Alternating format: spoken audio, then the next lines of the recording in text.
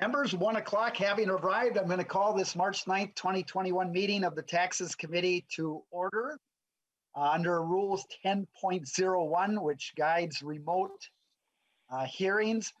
Members of the public, if you would like to have the materials like we do, the best way to do that is go to the Minnesota House of Representatives website and then go to committees and then taxes, and then off to the right-hand side, you will find those materials.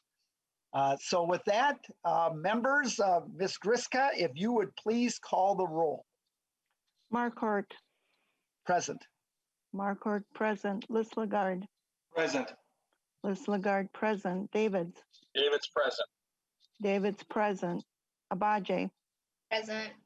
Agbaje present. Carlson. Carlson's present. Carlson present. Detmer. Detmer present. Detmer present. Garofalo. Garofalo present. Garofalo present. Gomez. Gomez present. Gomez present. Her. Her present. Her present. Hertas. Hertas present. Hertas present. Howard.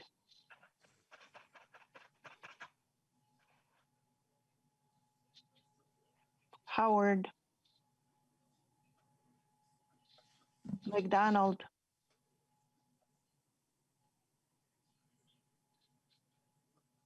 McDonald. Miller. Miller present. Miller present. Moran. Present. Moran present. Mortensen. Present. Mortensen present. Robbins. Present. Robbins present. Sandell.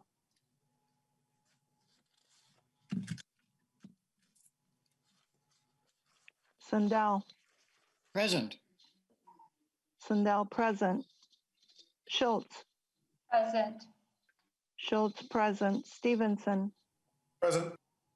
Stephenson present. Swedzinski. Present. Swedzinski present. Joachim. Present. Joachim present. Howard. McDonald. We do have a quorum. Ms. Griska, thank you so much. We have a quorum. At this time, I'd like to move to approval of the minutes. Representative Les Lagarde, have you reviewed and would you like to move the March 3rd, 2021 minutes of the Taxes Committee? So moved, Mr. Chair. A motion's been made. We have a motion on the March 3rd, 2021 minutes. Is there any discussion or corrections, changes? Seeing none, I would ask members to momentarily unmute yourself as we take a vote on the March 3rd, 2021 taxes minutes approval. All those in favor say aye. Aye. Yeah, sure. Those opposed say nay. The motion does prevail. The March 3rd, 2021 taxes minutes are approved. I also want to mention the March 8th referral memo that went down to division for members to look at. All right, members, we have 5 bills on the agenda. The first bill up is House File 1658. Representative Stephenson, would you like to move your bill? Thank you, Mr. Chair. I'd move the House File 1658 for possible inclusion. Very good. Would you please explain what House File 1658 does?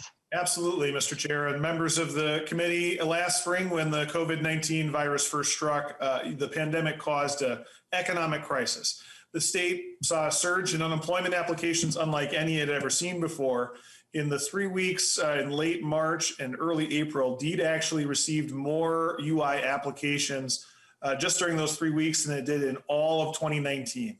And at the same time, the federal government passed the CARES Act, creating a new $600 a week supplemental UI benefit, as well as a new program called Pandemic Unemployment Assistance, which provided a UI-like benefit to millions of people who historically weren't able to get UI at all, the gig workers and independent contractors. So think for a minute about what the state and federal government were asking DEED to do during that time. process more applications in a month than they usually do in a year, and create 2 new massive programs impacting thousands of Minnesotans, all during a pandemic. And oh yeah, make sure you're properly socially distanced while you're doing it. Judged in the light of those circumstances, Deed did remarkably well. We were one of the first states to get those $600 payments out the door, and one of the first, if not the first, state to get PUA off the ground. Deed speed was particularly important in the face of an economic crisis we were facing at the time, and without Deed acting quickly, a bad situation would certainly have been worse. But speed is not without cost. In order to get those relief payments out the door as quickly as possible, Deed did not withhold taxes from the $600 payments. To do that would have entailed delaying the relief for a substantial period of time. So Minnesotans got unemployment relief payments where tax was withheld on a portion of their benefit, the regular portion, but not the whole thing. And the consequence is that many are now facing an unexpected tax burden.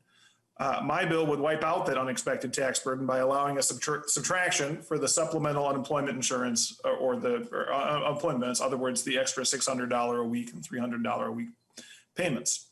Now, a lot has been said about the K-shaped economic recovery we are in, and all recessions fall disproportionately on poor people, but this one was particularly bad, and the recovery has been historically inequitable. And this bill is a way to provide funds directly to the people who were hit hardest by the economic crisis. If we can afford to help anyone with a tax cut right now, we should be prioritizing those hit hardest and those who are most vulnerable. And that's what this bill does. And Mr. Chair, I'm happy to answer any questions the committee might have. So thank you very much, Representative Stephenson. And since even your bill was introduced, of course, what the federal government is now looking to pass through, at least what the Senate passed through, would allow a subtraction up to the first, I think, $10,200 of that income. So that's, well, it hasn't gone into law, but that's something they're considering at this point. So first of all, any questions for Representative Stephenson on the bill before we move any further? Representative Garofalo.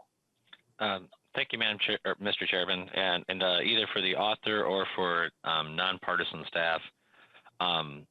So there has been at the federal level the $2 trillion plan that's going through right now. There is language in that bill that either directly or indirectly prohibits states from cutting taxes. And if maybe either the author or nonpartisan staff could tell us how the interaction of that, how we expect that interaction in that bill is going to apply to this bill. Staff, we would like to, Mr. Williams. Chair Marquart and Representative Garofalo, I pulled up kind of parsing through the congressional record, what I think is the Senate language from the federal bill about using the funds provided to states and local governments, and the Senate passed stimulus bill. There's sort of 3 categories that are allowed uses under the federal law. It can be used to respond to the public health emergency or its negative economic impacts. There's some specific details about what could be done there: assistance to households, small businesses, or nonprofits, or aid to impacted industries. It can also be used for the provision of government services to the extent of the reduction in the revenue for the state, or to make necessary investments in water, sewer, or broadband infrastructure. There's also a separate paragraph in the federal bill that essentially says a state can't use the funds to either directly or indirectly offset a reduction in the net tax revenue of the state during the covered period, is the language of the bill, by reducing a tax. And the covered period is defined as a period of time beginning on March 3rd and ending on the date in which all funds provided by the federal act are spent by the state. So, Mr. Chairman. Yeah, Representative Garofalo. Thank you, Mr. Thank you. Mr. Chairman and Mr. Williams. And again, I realize that this bill is still being drafted at the Federal House of Representatives. I have the language of the Schumer amendment that was offered. At what point would we know? And yeah, maybe I should clarify this. It's not that it prohibits us from reducing taxes. The $2 trillion bill doesn't do that. What it does say, though, is that there would be an offset.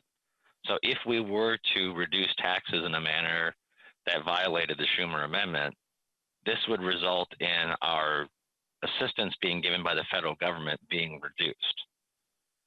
When will we know sort of the parameters around how that's going to be enforced or applied to our state?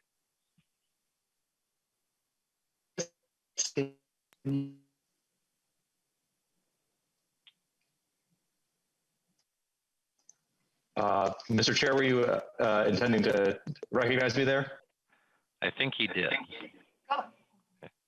Very good. Mr. Chair and Representative Garofalo, I think that the bill would obviously still have to pass the United States House and then start to be administered by the federal government. There may be guidance issued on how the funds are spent, and then MMB may also have some guidance on that sort of once we receive money. So I don't know the exact date, but we'd sort of have to wait till we receive guidance. Okay. And Mr. Chairman, are you still there?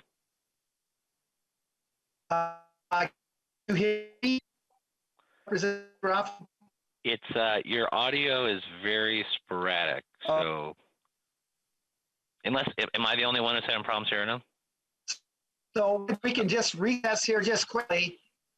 What I'm going to do here, I'm going to. All right. Sounded like he was turning the gavel over to me to run the meeting and just to implement the agenda I wanted. Is that what everyone else heard? No. No? Okay. I think Vice Chair Liz Lagarde, can you take the gavel? Yeah, if you could take the gavel. I'm going to call in members. I don't know if you can hear me, but I'm going to call in here and get back in. So. Okay. Representative Les Lagarde, if you want to take things over right now, that'd be great. I sure will. Representative Garofalo, any more questions? Yep. Thank you, Representative Les Lagarde, or Mr. Chairman. If I could, I want to share with members of the committee the language that's involved, just so everyone understands unless the federal government changes the stimulus bill, we're going to have some specific problems. And so this is the actual language from the Schumer Amendment. And Mr. Chairman, I don't want to share my screen without your permission, but all my screen has is just the language around this. Can I share this with members of the committee to see what I'm referring to? I do not see a problem with that. Okay, thank you. I just wanted to get your permission before I did it. I'm not goofing around or anything. It's literally just going to share that screen. So I'll do that right now. And so, Mr. Chairman, if you could just let me know when you see this language on the screen. I do see it, Representative Garofalo. Okay, so this is the Schumer language right here.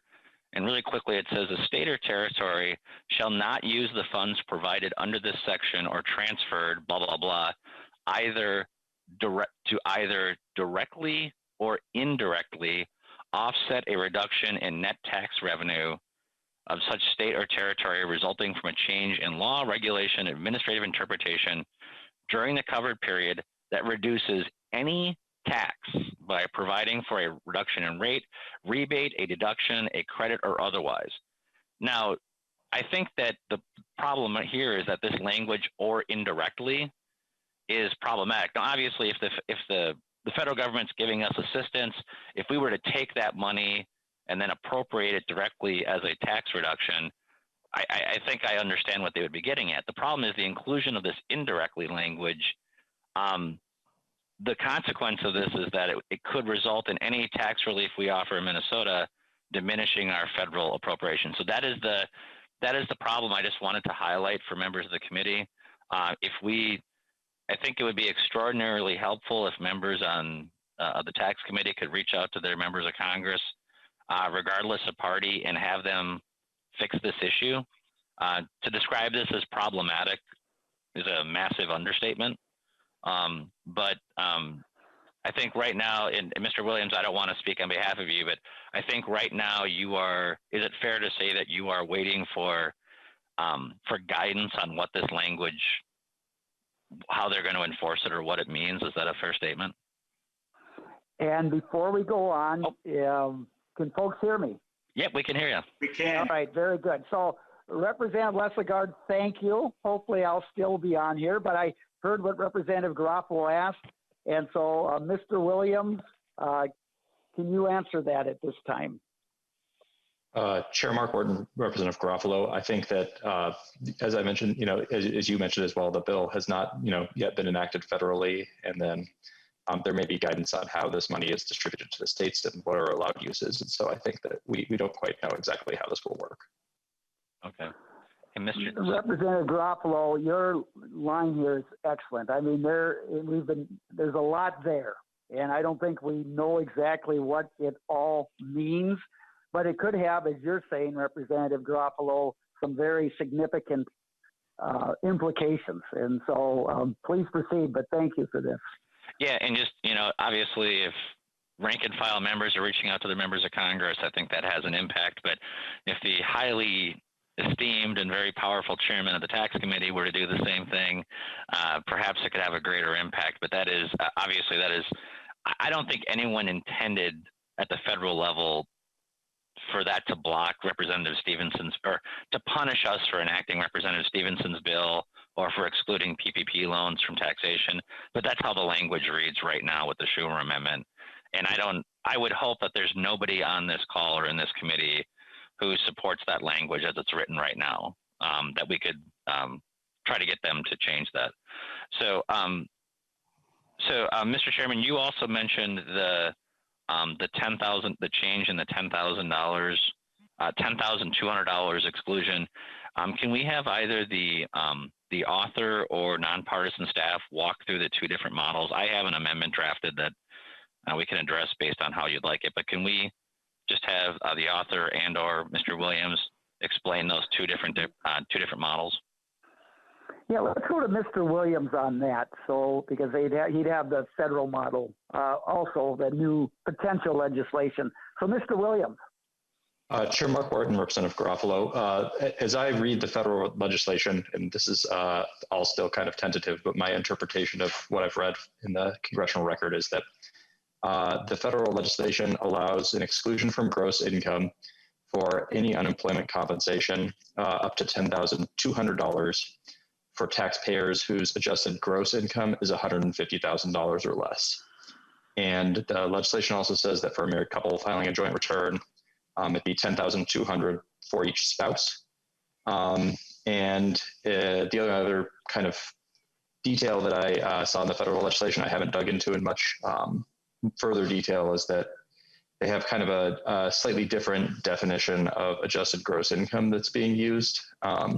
I think the reason for that is that because UI is included in adjusted gross income, they're trying to make sure that there's no circular definition there. So I haven't really dug into those details, but sort of the big picture, it's $10,200 per individual for taxpayers with adjusted gross income less than $150,000. And as Representative Stephenson said, one final detail is the federal bill applies to tax year 2020 only, whereas Representative Stephenson, as he described his bill, it's just for the supplemental unemployment insurance payments of either $600 or $300, and it's for tax year 2020 or 2021. Representative Garofalo. So thank you, Mr. So I think it's important for people to understand that what the federal Congress, what they've done at the federal level is they've decided a more equitable way of helping those who are unemployed. That rather than treating I don't want to say the enhanced unemployment benefits, rather than treating those differently and picking winners and losers where some unemployed receive a tax benefit and others don't, what they've done is just said $10,000, $200 unemployment income tax year 20 is going to be excluded from taxation. And so that way it's a much more equitable, much more fair distribution. They do have that $150,000 cap in AGI, but it's important for members. I have an amendment to basically conform us. I don't want to offer that amendment quite yet, but I want to explain that to members of the committee so that, what my amendment would do is put us in conformity with what is happening at the federal level, so that we're not picking the winners of the unemployment who are unemployed or losers who are unemployed, but rather treating them fairly, just like the Congress did. Thank you. Representative Stephenson, your bill kind of also deals with what, like you mentioned, what was withheld or wasn't withheld. Did you want to comment on that some more? Yeah, well, I think that it's an interesting idea that Representative Garofalo is bringing to the table today. As I think we've discussed, Mr. Williams noted, the chair noted, others noted, the federal bill isn't enacted yet, and Representative Garofalo is lobbying in committee right now that it be changed, which is just an example that things could change. So we have to keep an eye on that. But I really think it's an interesting idea. We also don't have any idea how much it would cost to switch to that methodology. And of course, there's a million different permutations to that way you could do it. You could go up, exclude the full 10,200, conform exactly to the way the federal government did. You could pick a lower amount as well, but we don't know how much the cost is at this point either. I think maybe a better approach might be for Representative Garofalo to introduce that as a separate bill. I'd be pleased to sign on to it as a co-author, because I think that the important thing here is that we need to figure out a way to help people who have been hit hard by the pandemic and the resulting economic crisis, and not add to their troubles by giving them a surprise tax bill. Yeah. So thank you, Representative Stephenson. What I would suggest here, because first of all, there's just a lot of unknowns, even with potentially the Representative Garofalo's amendment as far as cost and the fact that, in fact, the federal government even hasn't passed that quite yet, is that this bill is going to be laid over. Because we're looking ahead to the federal bill being passed, there's going to be more work done. I mean, would we include the extension going past March of 2021 that this bill would do also? I mean, there's a number of things. Or Representative Garofalo, if you'd like to, I don't know if you're thinking about introducing a bill to that impact, we could, actually get the details of what that would do and so forth. But that would be my suggestion, members, is to proceed with what we have, lay this bill over with, the absolute necessity and guarantee that we are going to have to, this is an issue that we're not done working on, needless to say, just because of what the federal government is doing. So your thoughts on that, Representative Garofalo? And, certainly, either which way you want to be involved on that, but I just think today we don't have enough information on some of these other options. Sure, and thank you, Mr. Chairman. I do think it's important to point out that the bill as it's before us today, we don't know what that costs, because go ahead. There is a note. There's 237 million that I should have mentioned earlier. There is that, but you're saying because of potential questions on the federal law that we don't know. Right. Well, Mr. Chairman, because the federal legislation extends the $300 additional assistance, that's not listed in the current revenue note. So we don't know what this version of the bill costs. Yeah. Okay. I think this bill assumes through March of 2021. That's in the revenue estimate. If I'm looking at it here, it says insurance payments from March 2020 through February 2021. So I think that's what the costs are at this point, the 237.9 million. And that is correct, Mr. Chairman. But at the federal level, what they're doing is they're extending that $300 bonus. I believe they're extending it till like Labor Day. Yes. And so that's the problematic part of this. And I think, Mr. Chairman, part of this is that I can talk offline with you if it's necessary, but what's happening with me and a lot of other members is I'm starting to get communications from people who were unemployed saying, hey, I'm being told I have a huge tax bill due in 5 weeks and I don't have the money. And so normally the way we deal with conformity is, it'd be nice to get things done by April 15th, but it goes till the end of session, it happens, whatever. The communications I'm getting are that from people who are unemployed, they don't have the money for this. They don't. And so it's not just the PPP loans. that this is happening under. This is also happening to people who are unemployed. And Representative David said this earlier. I don't speak on behalf of my caucus, but in this case, I will tell you, if we move forward with this bill, you're not going to see any amendments from us. And if someone does go rogue and offer an amendment, you're not going to see support for roll calls on it.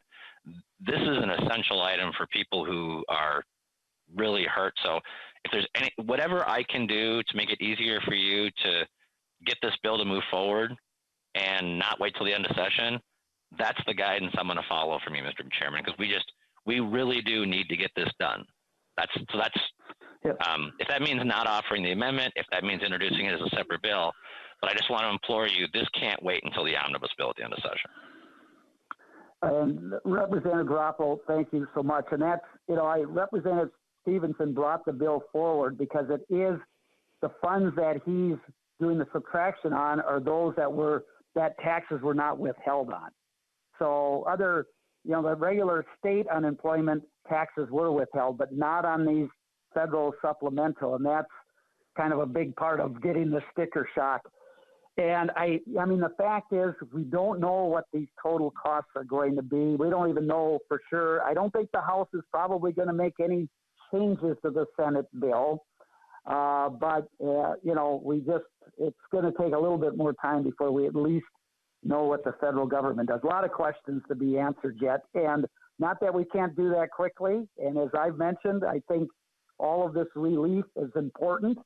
And, I know leadership has been talking about doing potentially a bill sooner rather than later. But, and I think we're in a pretty good position, on the PPP. We've heard the bill. It's laid over. It's sitting here. We at least now today would have a bill laid over, kind of ready to go, even if we had to revamp it some and so forth. So thank you, Representative Garofalo. Anything more, Representative Garofalo? I appreciate very much your point. No, just Mr. Chairman, I think our motive, unlike some other times, our motives on this one are 100% pure. We need to do this and just conforming. If the federal government ends up passing the bill the way it looks like they're going to, we really need to conform with them. We don't need to touch 2021 yet, but for 2020, we should really conform with the federal government and get that done before April 15th, before we give the voters another reason to be mad at all of us. So thank you. No. Representative Garofalo, thanks so much. Representative Hertaus. Thank you, Mr. Chair, and thank you, Representative Stephenson, for bringing this bill forward, and Representative Garofalo for your heartfelt need to address this issue as it. Yes, members, I'd like to just point out that this conformity, we need not go down a path like we did with Section 179, where it took 2 years to get things straightened out. I think a lot of the folks who receive unemployment benefits oftentimes do not hire people to do their taxes and plow through it on their own. And there are certain inexpensive software programs that assist them in doing their taxes. But I think one thing that hasn't been discussed, Representative Stephenson, is that the federal deduction, the $10,200, is equal to the amount of money that the federal government dispersed to each recipient. It's 17 weeks times the $600. So that's the $10,200. I believe that is the number that is a deduction. I see Representative Garofalo shaking his head. Maybe I have that incorrect, but that's my understanding. That's the number that was picked. 10,200 equals those weeks of benefit. So the cost by excluding it, the federal government is saying no taxes due on that by having that exclusion, at least for those income levels that probably matter most. And that's why I would encourage entertaining taking up the Garofalo amendment and attaching it to this bill so that we can move forward and maybe even talk about passage of this thing before spring break. That would be wonderful to let all of our constituents know we're 100% 100% behind them and have their back. So those are my comments. Thank you, Representative Hertauz. I saw Representative Swedzinski, I think, had his hand up, but now it's not there. Representative Swedzinski, did you? Yeah, Mr. Chair, just, whenever I was going to offer some just general support along the lines of what Garofalo was saying, you've got Republican support. If you want to declare an emergency and bring a tax cut bill to the floor, we're going to be behind you 100%. So. And Representative Swedzinski, and I appreciate that, and Chair Davids, Representative Garofalo, and others have offered that, and I appreciate that. Thank you. Any other questions or thoughts? Is there anyone on the Zoom meeting that would like to testify? All right, Representative Stephenson, would you like to close? Thank you, Mr. Chair, members of the committee, and thank you for this, I thought, really productive discussion. I really do appreciate both of the points that Representative Garofalo raised. I think they are both very important for us to think about, and I'm very genuine in saying that I'd be pleased to continue to work with you, Representative Garofalo, on that issue, and if you decide to submit it as a separate bill, I'd be pleased to sign on as a co-author. I think we have a shared goal here of helping the people hit hardest by the pandemic, and I'm hopeful that we'll be able to accomplish that. So with that, Mr. Chair, I renew my motion. Representative Stephenson renews his motion to lay over House File 1658 for possible inclusion into the House Omnibus Tax Bill. Thank you very much, and thank you for the discussion on this, and there's certainly more to come on this issue, so thank you. Next on the agenda, House File 1732, Representative Agbaje. Would you like to move your bill? Yes, Mr. Chair, I'd like to move this bill for further inclusion. Very good. Representative, if you would please proceed. Thank you, and hi everyone on the committee. So earlier this session, we had heard a presentation about the tax expenditure budget and how those are accounted for in our state budget. So what House File 1732 does is actually address one of the recommendations in those presentations, which was to attach purpose statements to all tax expenditures that we pass as a legislature. So this bill takes a retrospective look at the tax expenditures passed since the 2014 Omnibus Tax Bill. And so this bill then would only apply to propose or to add purpose statements to those tax expenditures that don't have one listed. So it would add purpose statements to the tax expenditures from the 2014 Omnibus Tax Bill, the 2016 Omnibus Supplemental Spending Bill, the 2017 Tax Conformity Bill, the 2017 Omnibus Tax Bill, and the 2019 Tax Omnibus Bill. So I'm bringing this forward so as we continue to discuss the importance of having transparency in our government function, this bill is definitely a step towards that goal and will help with future evaluations to ensure that our tax expenditures are actually achieving the purpose that it's intended. So I thank you, Mr. Chair, and the committee for consideration of this bill. Very good. Thank you very much.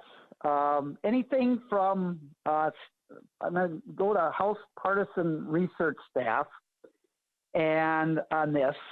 And in defense, and first of all, Representative Agbaje, thank you so much for bringing this forward. And in defense of past chairs, tax chairs, Linczewski and Davids, and I guess myself, typically the House has always been very good at putting purpose statements on tax expenditures. We always have a little more problems with the other body to keep those in as we negotiate and so forth. But anyone from House Research staff need anything to add on this or on this process?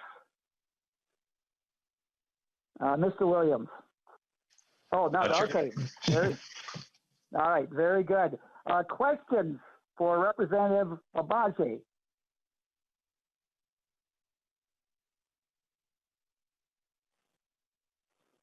Anyone that might be in the audience that would like to testify for or against House File 1732? Representative Agbaje, you've done an excellent job there. Do you have any closing comments on your bill? No, I just think that this is just a good step forward in that direction that we've talked about. Thank you. Very good. And would you like to renew your motion? Yes, Mr. Chair, I will renew my motion that this be considered laid over for consideration.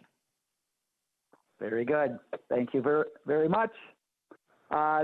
Next, third bill on the agenda, House File 1591, Representative Swedzinski. Would you care to move your bill? Absolutely. I would like to, Mr. Chair, move House File 1591 before the Tax Committee for possible inclusion and a future tax bill. Very good. Representative Swedzinski, please proceed. Well, folks, we've all heard with pandemic and the meat shortages that we had earlier in the year, a lot of our small town butcher shops really felt the brunt of it.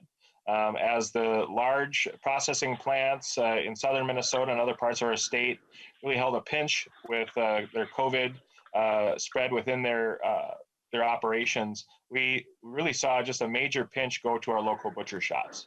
Like all workforces across our state, we have an aging workforce. Most folks in agriculture are 55 plus, and those that cut meat are in that same range. There was a study done a few years back that estimate that 2/3 of butcher shop owners are going to retire here in the next few years. And so we're going to have to really look at innovative ways to, one, get people into the industry, and two, to increase investment, and three, also increase capacity. No matter where you're at, I think the code word for food is local, and the ability to know the farmer or know the field that your food came from is a big deal. And so we've seen butcher shops get overwhelmed. You talk to any of your local shops that do custom work, whether in cattle, pigs, or poultry, or sheep, they're probably booked out past 2021 and already starting to book into 2022. So we have a huge need, a huge want. I mean, it's partially because of COVID. People saw prices go through the roof. Restaurants couldn't find food. Grocery stores couldn't get the meat that they needed to sell at normal prices. And so a lot of pressure was put on our local producers and our local butcher shops.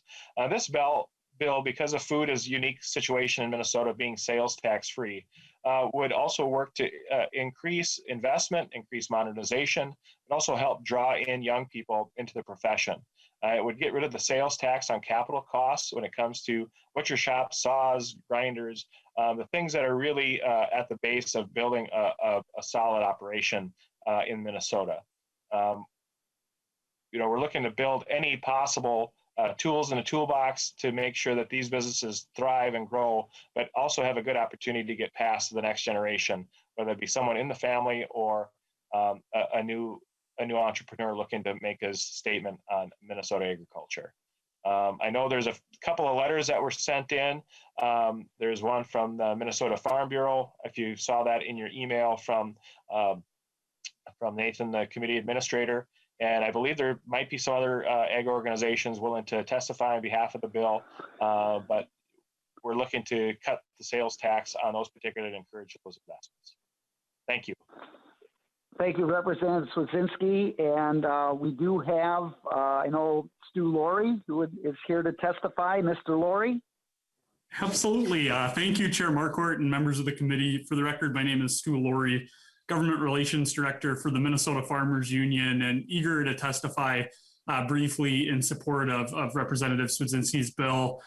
This is the #1 agricultural issue that we hear about from our members. There's a severe shortage of livestock processing, particularly for those small and mid-sized producers and who are marketing locally. And just as Representative Swedzinski said in his introduction, that bottleneck in processing was intensified by COVID, and we hear that every day. I have an email in my inbox from a farmer, and her processor can't get her chickens in until 2022, which, if you know anything about chickens, they're going to be pretty big by then.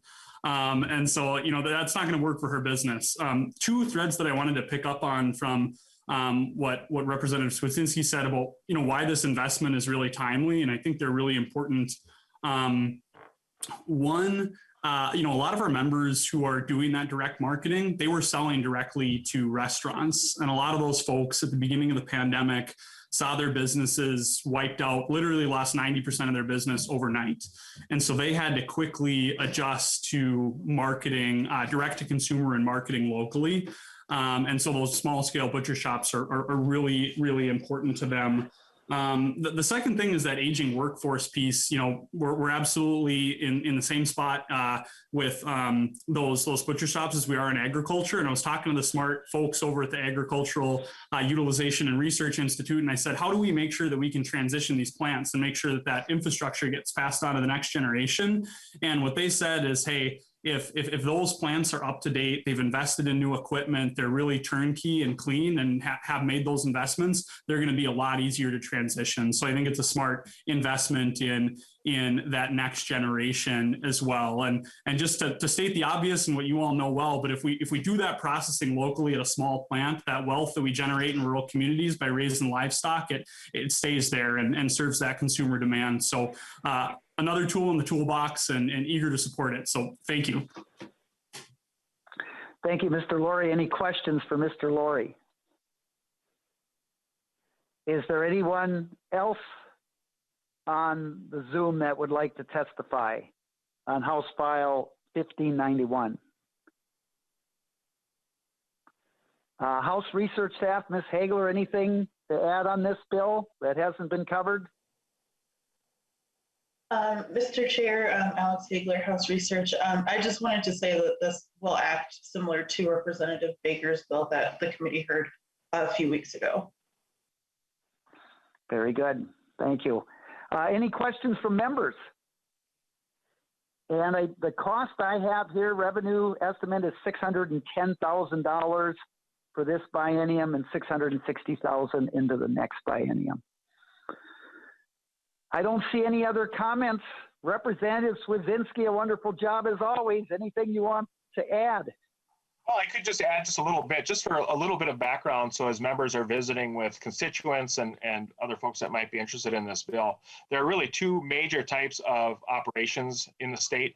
There are equal to facilities, which would be kind of like what you'd consider a large USDA inspected facility that sell at wholesale, sell for, large restaurants. And then there's the custom exempt, which would be more of your custom order. So you have a cow, you bring it in, you butcher it, you bring it home, that sort of thing. So there's really those two styles. And those are the really areas we're looking to try to expand and grow. Employees, obviously we hear whether it's welding, teachers, education, daycare workers, or group homes, employee shortages are happening across the board. One, because of some of the employment issues that we have, but two, when they modernize these facilities, it increases their capacity. And I think that's one of those things that the product, the machine, that saw, that whatever, can actually increase the capacity and ability to process more animals more efficiently and more cost effectively. And we appreciate this opportunity to speak to the committee. And if you do have questions, take it offline, and appreciate it, Representative Marquart, for hearing the bill. Thank you very much, Representative Swedzinski. And would you like to renew your motion? Mr. Chair, I'd like to move again to move the House file to be included in the next possible bill. Thank you. Very good. Representative Swedzinski moves to lay over House File 1591 for possible inclusion into the omnibus tax bill. Very good. Representative Lesligard, would you care to take over the chair for the next two bills? I sure would, Mr. Chair.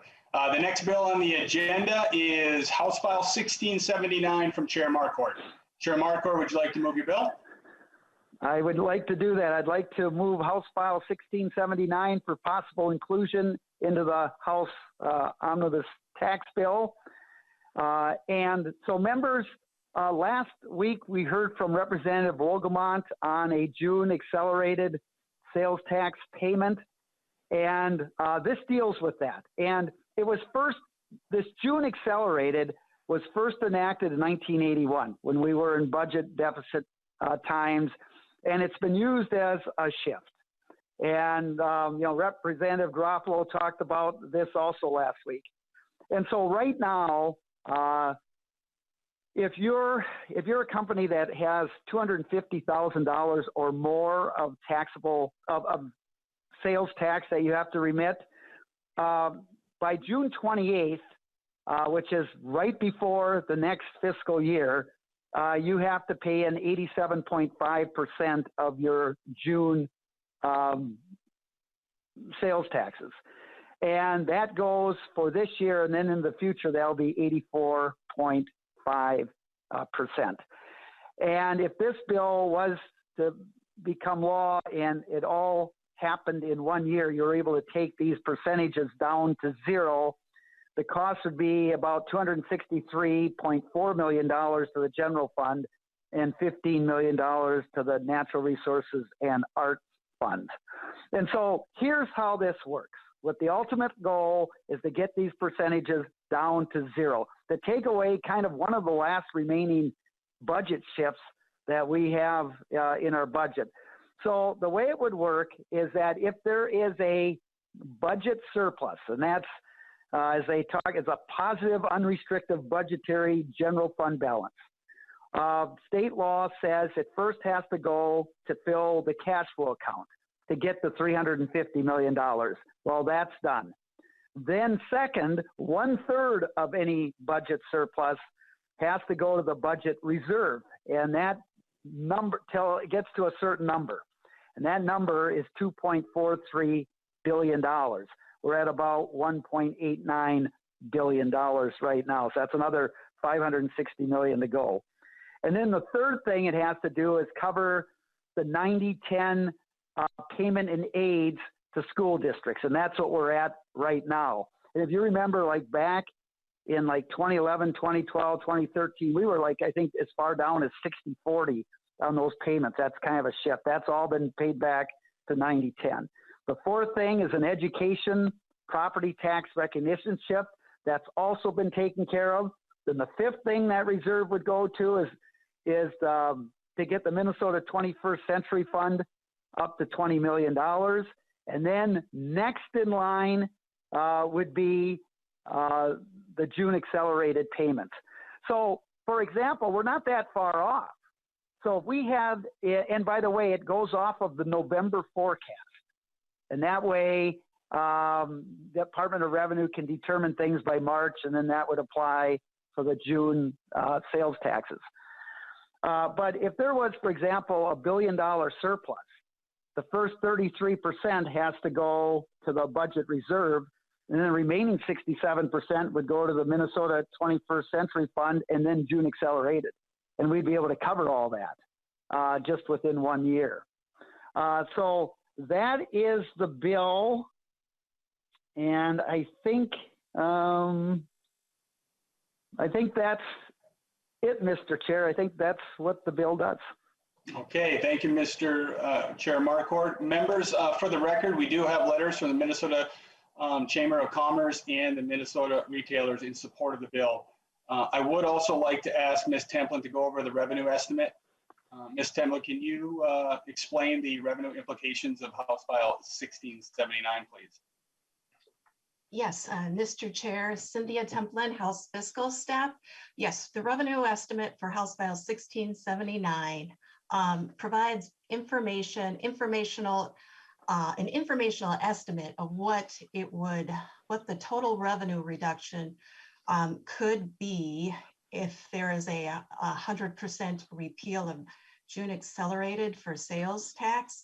The revenue estimate at the bottom gives the estimated total revenue reduction to the general fund if there is enough money or a positive unrestricted balance after all the priorities in the budget reserve have been allocated. If the revenue estimate points out that it would cost about $263.4 million to the general fund to eliminate June acceleration, and the revenue estimate also provides the cost to the legacy funds of about an estimated cost of about $15.2 million. And this would be a one-time cost for the most part to the general fund. And this would be booked in the November forecast if there is a positive balance for this to occur. You do not see a cost at the, this is not a cost that can be tracked in a spreadsheet at this point, because right now we do not have information about what the November forecast will look like. There is an assumption that it could have a surplus, but we, in order, well, if this is enacted, it the cost would be estimated in November. So again, the revenue estimate is just informational for just ballpark information about the cost of the repeal to the general fund and to the legacy funds. Thank you, Ms. Templin. Members, are there any questions for Ms. Templin?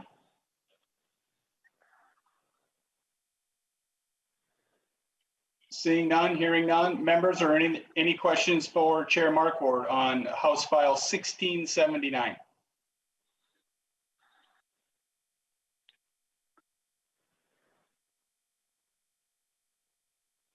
Okay, seeing none. Chair Marquardt, any closing comments? Well, thank you very much, Mr. Chair. And, you know, this is, I think, a way in which to get rid of kind of one of the last big shifts that we have. And certainly this would be a real benefit to businesses, as you heard last week when Representative Wogemont had his bill up. And so this just kind of puts it in a priority.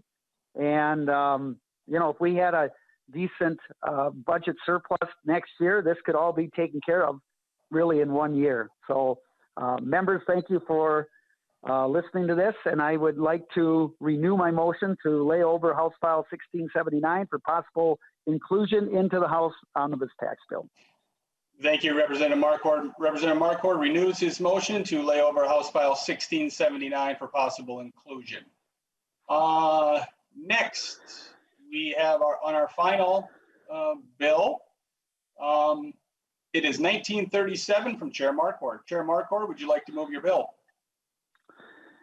Thank you, Mr. Chair and members. I will move House File 1937 to be laid over for possible inclusion into the House Tax Omnibus Bill. Chair Marquardt moves his motion. Would you like to present your bill? I will. And Representative Hertaws, I think it was, that mentioned Section 179 today. So here it is, back. If you remember last year, you know, this was a major priority for many, many years, but in tax committee last year, we talked about it and was a top priority. And finally, in October, in whatever special session that was, in a very strong bipartisan fashion, which Section 179 always has been, it passed the full conformity to Section 179. And what that bill did last year, it said retroactively into tax years 18 and 19, if you had an exchange to the 1031 exchange and with the federal changes increased your tax liability, then the conformity on Section 179, the full conformity, you'd be able to deduct up to $1 million all at once, would take effect. But if you weren't in a Section 1031 and purchased property in 18 and 19, you weren't covered by that. And because the bill for full conformity to Section 179 on all equipment placed in service was starting with tax year 2020. So the big question is, what if you placed equipment in service in 2019? What you'd have to do is add back 80% of that cost, and then that would be depreciated over the next 5 years. And the way the current law reads, that means someone who placed something in equipment operation 2019 would actually have to depreciate under the old rules. What this says is that starting in tax year 2020, regardless of when you place that into service, once you hit 2020, you'd be able to deduct the rest of that and the full conformity would apply. So it's kind of cleaning up really what was the intent from what we did last year. And the cost is $5.2 million in the first year, but actually in subsequent years, because current law would have deductions in those years that now would be taken up front, so that'd actually be a revenue gain of $1.4 million into the next 3 years. So, Mr. Chairman and members, that is my bill. Thank you, Chair Marquart. Members, any questions for Chair Marquart on House File 1937?